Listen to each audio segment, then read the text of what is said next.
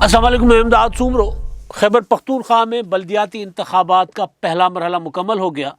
Polling हो गई, लेकिन पोलिंग से पहले और पोलिंग के दौरान जो मनाजिर नज़र आए, यूँ लग रहा था कि जैसे डस्का का एक्शन रिप्ले हो। डस्का आपको याद होगा ना, गुज़िश्ता साल 19 नवंबर को इंतखाबात हुए थे। 19 नवंबर 2020 को डस्का में इंतखाबात हुए थे और डस्का में धुंध थी और धुंध के बाद दौरान लड़ाई झगड़े भी होते रहे, फायरिंग भी होती रही, कुछ लोग उसमें मारे भी गए आमने सामने फायरिंग से। और उसके बाद फिर प्रिजाइडिंग अफसर गायब हो गए थे, फिर नतीजा रोक लिया गया था। फिर इलेक्शन कमीशन ऑफ पाकिस्तान ने उसकी बुनियाद पर तहकीकात की। अब जो मुलविस लोग हैं उनके ख़िलाफ़, वो जो सरकारी अफसरान थे उनके ख़िलाफ़ तहकीकाती रिपोर्ट तो आ गई हैं, लेकिन कार्रवाई होना बाकी है। तो आज वहाँ जो अभी तक जो चीज़ें सामने आ रही हैं, उसमें जो एक्शन रिप्ले था, एक फ़िल्म चल रही थी जो डस्का का छोटे पैमाने पर थी, छोटी स्क्रीन की फ़िल्म थी डस्का वाली। ये जो थी KPK के बल्दियाती इंतखाबात 17 अज़ला, जिसमें साबका फाटा के अज़ला भी शामिल थे, जहाँ पहली बार तारीख़ में बल्दियाती इंतखाबात हो रहे हैं, तो वो भी शामिल थे। तो मार धाड़, मार कुटाई की एक भरपूर फ़िल्म। और ये मार कुटाई की फ़िल्म जो है, उससे लग ये रहा था कि जो वहाँ पर दावेदार जो जमात है, हुक्मरान जमात है PTI, वो खौफज़दा है। उसकी इंतज़ामिया, उसकी पुलिस और उसके जो पॉलिटिकल वर्कर्स हैं, वो ज़्यादातर उसमें मुलविस नज़र आए। अब ज़ाहिर है इंतखाबात के बाद जब इलेक्शन कमीशन ये नताइज आएंगे, अब देखते हैं कि नताइज किस तरह आते हैं, कोई कबूल करता है नहीं करता, वो एक अलग मामला है। लेकिन जब उसमें जो इलेक्शन कमीशन है, जब वो अपनी तहकीकात करेगा इस सारे मामलात की, क्योंकि एक वाक़या नहीं हुआ, वाक़यात तो इलेक्शन शुरू होने से पहले ही शुरू हो गए थे। और वो जो नज़र आए, जो पहले दो बड़े वाक़यात जो इंतखाबात से, पोलिंग से पहले, उनके तो पूरे के पूरे इशारे PTI की तरफ जा रहे थे। एक जो कत्ल हुआ DI खान में, कल पोलिंग डे से एक दिन पहले कत्ल हुआ, वहाँ पर अवामी नेशनल पार्टी का उम्मीदवार, सिटी काउंसिल डेरा इस्माइल खान का मेयर का उम्मीदवार था, अली अमीन गंडापुर के छोटे भाई उमर अमीन गंडापुर के सामने वो कैंडिडेट था, और वो कत्ल हो गया।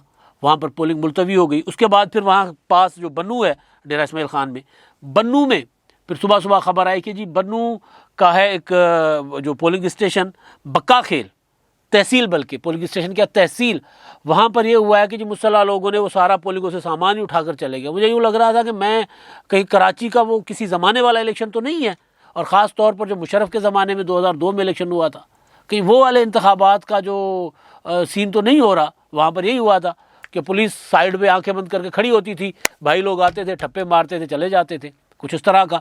तो ऐसा कुछ हुआ कि जी मुसल्ला लोग दंदनाते फिर रहे हैं, पोलिंग स्टेशनों से सामान उठाकर लेके चले जाते हैं, और फिर इलेक्शन कमीशन के नोटिस में आता है तो बक्का खेल की जो पूरी तहसील की वो पोलिंग रोक दी गई, मुलतवी कर दिया गया वहाँ पर इलेक्शन। जो कत्ल हुआ, कत्ल में तो डेफिनेटली होनी थी जो डेरा इस्माइल खान वाली। ये वाक़या नहीं है।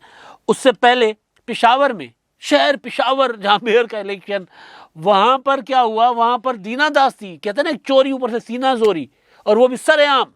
वहाँ पर एक पोलिंग स्टेशन है, ख़वातीन की पोलिंग स्टेशन, जहाँ पर फिर पीपल्स पार्टी के जो है वो छापा बरदारों ने छापा मारा रात को, और फिर उनको पकड़ लिया। बाद में फिर दूसरी जमातों के भी लोग आए, वो वीडियोज़ में नज़र आ रहा था पीपल्स पार्टी की टोपियाँ पहने हुए, और बाद में फिर वहाँ पर सेनेटर रूबीना खालिद भी नज़र आई। फिर पीपल्स पार्टी के जो सदर हैं वहाँ पे KPK के नजमुद्दीन, वो भी नज़र आए, और अरबाब आलमगीर जो जिनका बेटा अरबाब ज़रक पीपल्स पार्टी का मेयर का कैंडिडेट है, वहाँ वो भी नज़र आया। तो गोर गठड़ी का पोलिंग स्टेशन है, वहाँ पर जो एक PTI का रहनुमा था जो गिरफ्तार हो गया हुआ है, शिरानी समथिंग नाम उनका बताया जा रहा था, तो उनकी अहलिया वहाँ पर प्रिजाइडिंग अफसर थी या कुछ इस तरह की कहानी, वो ठप्पे लगा रहे थे सरेआम बैठे हुए, अंदर पुलिस खड़ी हुई है, वो ठप्पे लगा रहे, और पोलिंग वो सारा कुछ सामान, तो उनको बहरहाल गिरफ्तार कर लिया गया। ज़ाहिर है अच्छी चीज़ है, इलेक्शन कमीशन ये कर रहा है। जो मैं गुजारिश कर रहा हूँ वो ये कि एक इलेक्शन नहीं हो रहा, ऐसे हो रहा है कि जैसे किसी को पता है कि हमें शिकस्त हो रही है, लिहाजा हर सूरत इस इलेक्शन को गंदा कर रहे हैं, हर सूरत, और ताकि धूल होती है ना, धूल उड़ाई जाए, शोर मचाया जाए, ताकि ये कहा जाए कि जी देखें इलेक्शन में तो बदमाशियाँ हुई, ये हुआ, इलेक्शन फेयर नहीं हुआ। यानी खुद ही जो हुकूमत जिसका जिम्मेदारी है कि वो इलेक्शन कमीशन को साफ शफाफ इंतखाबात करने में इंतज़ामी और सिक्योरिटी पॉइंट ऑफ व्यू से मदद फराहम करे। ज़ाहिर है वहाँ पर पूरा अमला खैबर पख्तूनख्वा के हुकूमत का होगा, चाहे वो एजुकेशन डिपार्टमेंट से हो चाहे किसी और डिपार्टमेंट से। वहाँ प्रिजाइडिंग ऑफिसर, पोलिंग स्टाफ जितना भी है, इलेक्शन कमीशन ऑफ पाकिस्तान का तो इतना बड़ा सेटअप नहीं होता, उनके पास सिर्फ अख्तियार होता है जो वो इस्तेमाल करते हैं। तो ये वाक़या मैंने आपको सुनाया गोरगठड़ी वाला। अच्छा, उसके अलावा एक और वाक़या हुआ धोनाक, यानी सवाल उठाते हैं ना, मैंने कल भी सवाल किया था कि भाई ये क्या कैसी तज्जिया निगारी है कि एक पॉलिटिकल पार्टी जिसके लोग मारे जाते हैं, कत्ल किए जाते हैं पोलिंग से पहले, पोलिंग के दौरान और फिर रिजल्ट के दौरान भी, इलेक्शन कैंपेन के दौरान भी, जब उनके हक में रिजल्ट नहीं आता या जब वो लोगों को नहीं निकाल पाते, वो जाने बचाते फिरते होते हैं और फिर उनको शिकस्त हो जाती है, तो फिर कहा जाता है कि जी ये तो ख़त्म हो गए, ये तो अपने अमालों की वजह से ख़त्म हो गए। कल कत्ल हुए अवामी नेशनल पार्टी के सिटी के मेयर के कैंडिडेट सिटी काउंसिल डेरा इस्माइल खान के, आज पोलिंग के दौरान बाजोड़ में, मामूद बाजोड़ का इलाका, मामूद तहसील मामूद में अवामी नेशनल पार्टी के कारकुनों की गाड़ी जो है, उनके लोकल मकामी रहनुमा थे, उनकी गाड़ी में 6 अफराद सवार थे, वो बम से उड़ा दी गई, 2 शहीद हो गए और 4 जख्मी हो गए।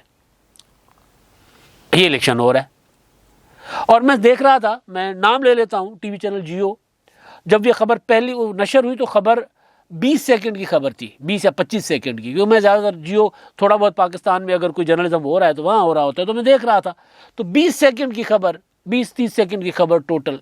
इलेक्शन हो रहा है, इलेक्शन के दौरान एक पॉलिटिकल पार्टी जिसके एक सिटी मेयर के कैंडिडेट जो हैं कल कत्ल हुए हैं, उनके लोगों पर बाजोड़ में हमला हुआ है, 2 शहीद हो गए हैं, 4 जख्मी हो गए हैं और 30-40 सेकंड, 30 सेकंड से ज़्यादा की खबर नहीं है।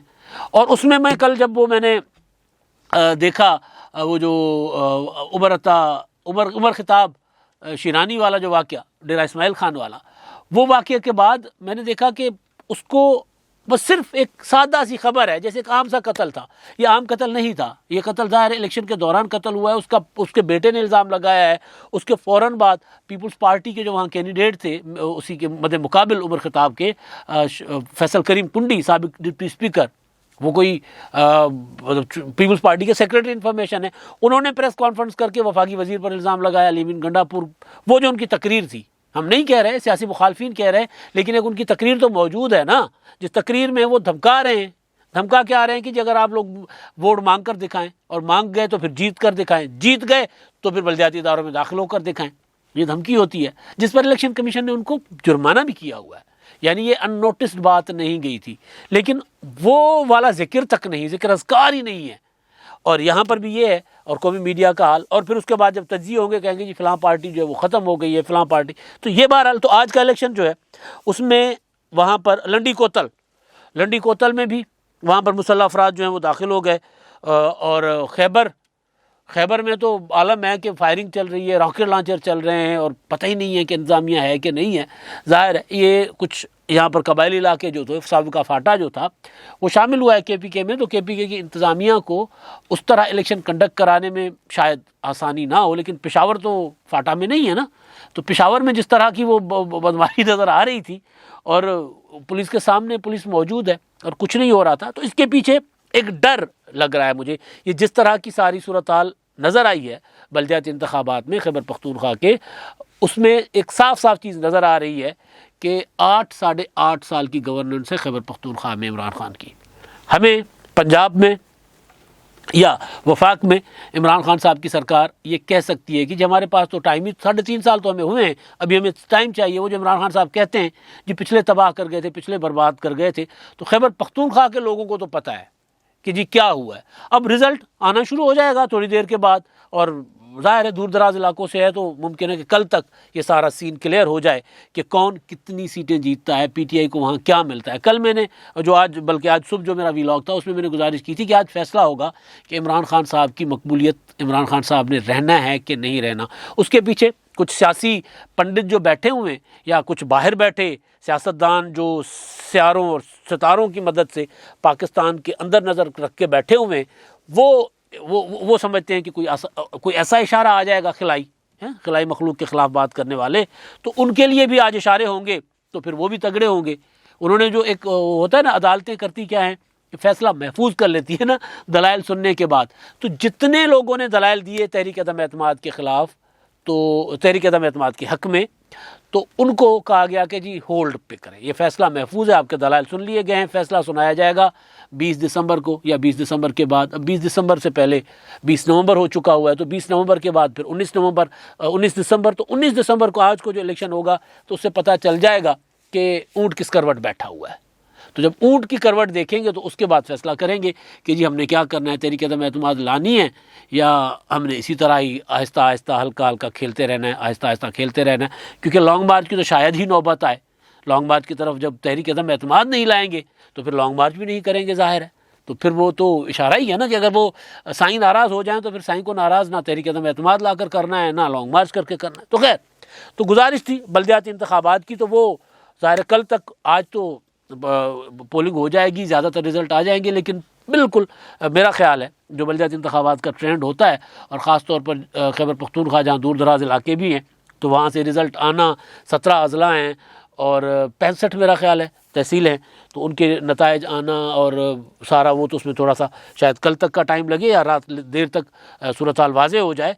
तो वो सूरत हाल वाज़े होने के बाद फिर सूरत हाल पता चलेगी। लेकिन जो दिलचस्प सूरत हाल है वहाँ पर खैबर पख्तूनख्वा में, जो मार धाड़, ये जो डस्का पार्ट 2 मैं कह रहा हूँ, या डस्का का एक्शन रिप्ले हो रहा है बड़ी स्क्रीन पर, छोटी स्क्रीन था डस्का, अब ये बड़ी स्क्रीन पर हो रहा है, तो उसके पीछे खौफ है तहरीक इंसाफ को 8.5 साल की कारकर्दगी और 3.5 साल की वफाकी हुकूमत की कारकर्दगी का, कि वो लोग महंगाई, बदहाली, भूख, क्योंकि खैबर पख्तूनख्वा ज़्यादातर सर्द इलाके हैं।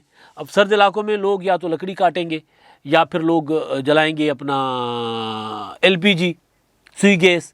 तो सुई गैस तो है नहीं, LPG महंगी है, और ज़ाहिर है लोग, बाकी कुछ हो ना हो, सर्दियों में कम से कम ये तो पता चल ही गया होगा लोगों को कि जी कितने भाव LPG बिकती है। पहले हम कहते थे कितने भाव बिकती है सिंपल, अब कितने भाव LPG बिकती है, कितने भाव आटा बिकता है, कितने भाव दाल बिकती है, कितने भाव चीनी बिकती है। तो सारे भाव मिलाकर ज़ाहिर है उसका इमरान खान साहब की जो कारकर्दगी है उनका इंतखाबात पर असर पड़ता है। और वैसे भी इंतखाबात आप देखें, ये बार बार रिपीट करना पड़ती है कि जितने भी इंतखाबात हुए इमरान खान साहब की हुकूमत में आने के बाद, इमरान खान साहब की हुकूमत ने वो इंतखाबात नहीं जीते सिवाय चंद के, यानी 1%, 100 में से 1% इंतखाबात इमरान खान साहब ने जीते हैं।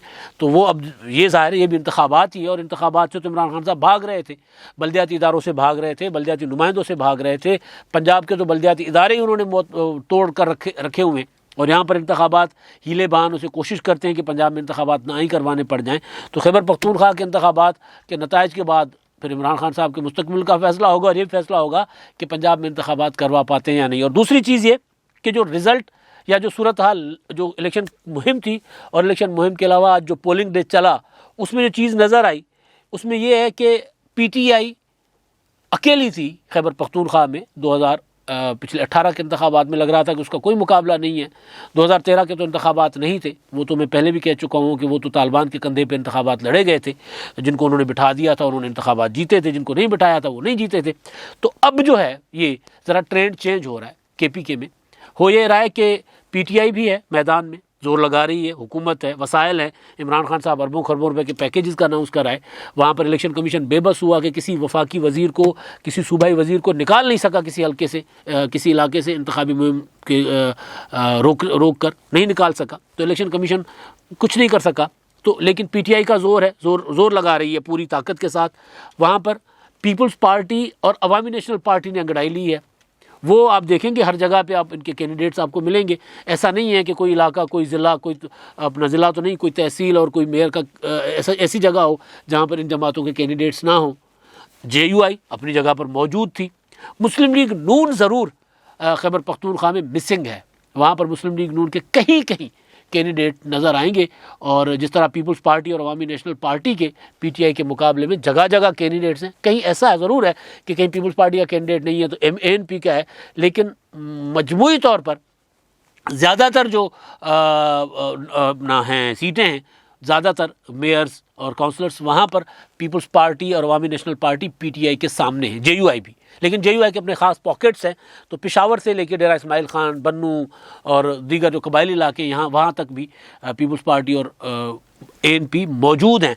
तो ये जो ज़ाहिर है जब तो अपना इंतखाबात अब नतीजा आएगा तो उससे पता चल जाएगा कि कौन सी जमातें कितना ले रही हैं। लेकिन एक चीज़ तय है कि पीपल्स पार्टी और अवामी नेशनल पार्टी जो वहाँ पर ज़ीरो थी वो बहुत कुछ हासिल करेंगी और PTI बहुत कुछ लूज़ करेगी। JUI तो पहले भी बेहतर पोजीशन में थी वहाँ पे, मैं इसलिए उसको, क्योंकि वो पहले भी सूबाई असेंबली में काफ़ी सारे उनकी अपना अपोजिशन में सबसे तगड़ी JUI है, तो वो तो अपनी जगह मौजूद है। लेकिन पीपल्स पार्टी और अवामी नेशनल पार्टी जिनका सफाया हो गया था वहाँ पे, वो दोबारा वहाँ से हासिल करेंगी और लूज़ करने के लिए वहाँ पर PTI के पास है। और PTI कितना लूज़ करती है ये सबसे अहम सवाल होगा। अगर PTI अपनी मौजूदा अक्सरियत के हिसाब से कामयाब होती है तो ठीक, वरना घाटा ही घाटा। अब तक के लिए इतना ही। अल्लाह हाफ़िज़।